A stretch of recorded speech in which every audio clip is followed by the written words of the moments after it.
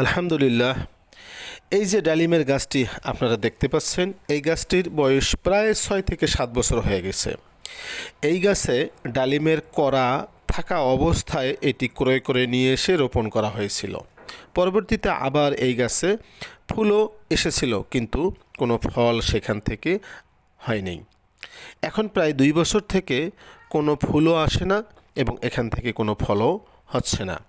এছাড়া এখন এই গাছের মাথার উপরের ডালের অংশগুলো সব শুকিয়ে শুকিয়ে নষ্ট হয়ে যাচ্ছে। এটি মূলত ফাঙ্গাসজনিত রোগের কারণে। এছাড়া এই গাছের ভিটামিন ও পুষ্টির অভাবও রয়েছে। এই রোগ যদি বুঝতে পারেন বা চিনতে পারেন, তাহলে সাথে সাথে কিছু কীটনাশক স্প্রে করে দিতে হবে।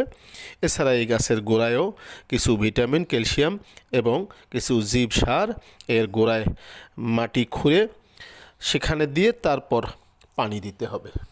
ধন্যবাদ। ভিডিওটি ভালো লাগলে শেয়ার করবেন।